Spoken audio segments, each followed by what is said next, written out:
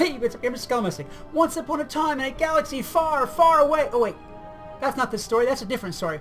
What am I thinking? This is the story I want to talk about today. I want to talk about the new maximum possible available energy gear. For the longest time, the energetic gear reigned supreme and everybody wanted to get it, even though it was about ugly as dirt. Even I have to admit, I spent some time farming the 5 boxes and farming the packs and farming this and farming that and farming to get the best energy gear. Now we have new energy gear at last that is rated for max level and beats out the energetic gear.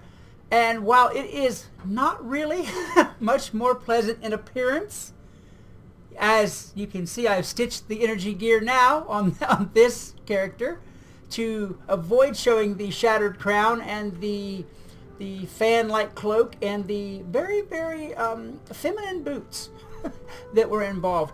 Regardless of the appearance of that gear, I'm sure you've seen it already in my showcase of the gear drops from the Winter Wonder Pack, which is where this gear comes from.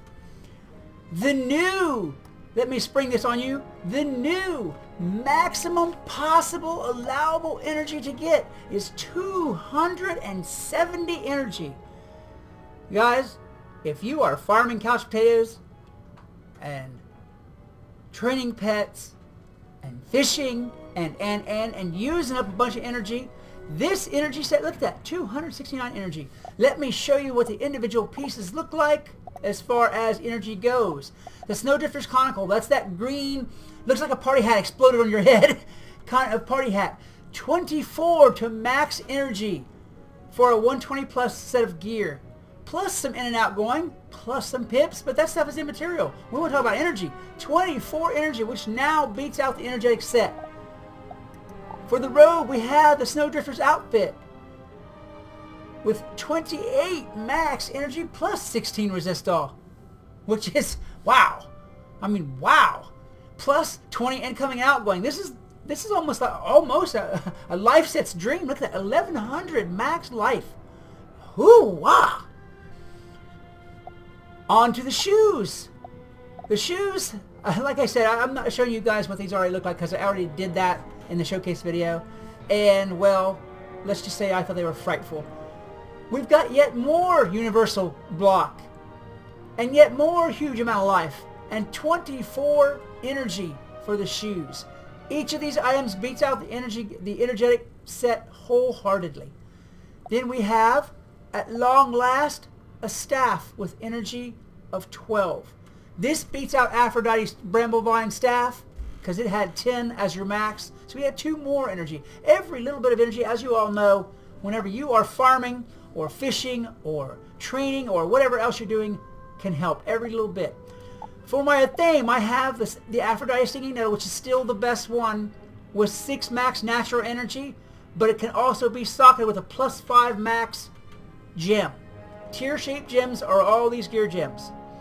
So that brings this theme to 11 energy. The Ring of the Fetid Lagoon. It by itself has no energy, but it's something with a teardrop socket that I could put a 5 energy jewel in. There still is the gear that you can get for arena tickets over at the Crokerson over in the Pet Pavilion. I can't remember what the frog's name is off the top of my head, but you know who I mean. He's the only frog there in the Pet Pavilion. He has an amulet there that has energy. I believe it's 4 energy though. So you're still getting more energy just getting a regular old amulet and putting a plus 5 jewel in it, because that amulet does not have a teardrop socket. So you can't socket with anything. You're at 4 energy and that's it. Now, if you don't have access to plus 5 energy jewels, geared energy jewels like this, then that might be your better bet. For my ring, I have the Aphrodite's Bedlam Band, of course, from Aphrodite, which has a natural 8 max to energy and is currently the best energy ring that you can get. Again, Crokerson over there has a ring, I do believe, but it is not as good as this. This one also has a teardrop socket, so you can put another 5 energy jewel in there and make a 13 energy ring. In Avalon, there are some plus 5 energy rings for each school. Like the Brisk Ring of Nodor is one of them. I think that one's for ice, something like that. Anyhow, in Avalon there are some energy rings. If you can't get the Aphrodite's ring for some odd reason or what have you, the Avalon ring will be easier to get. By all means, do that. I don't think, though, that it has, again, a teardrop socket, so you'll end up with 5 instead of 13. If you can get this 13, get it. My pet, Jackson, who has 8 natural max energy. He's the ancient dapper corgi. However, he will have 8 energy at baby if you want to do that. But if you can get it, if you have it, what have you, and you get him and you make him an ultra pet, he will add to, you could add to him that plus 20 max ultra energy jewel and turn your little 8 energy pet into a 28 energy pet. Now this part doesn't help you really for the pet training because you have to engage a different pet and drop Jackson as your pet, and therefore you lose that 20 energy. But if you're fishing or gardening, still yet wonderful. 20 extra max energy will raise a lot of couch potato seeds or lot of evil Magma pea seeds. There is not yet, although one day there may be, a mount that can carry energy. There isn't one yet, but we're hoping for it. We'll get there one day. And I have for my deck, the deck of the Prowling Wolf.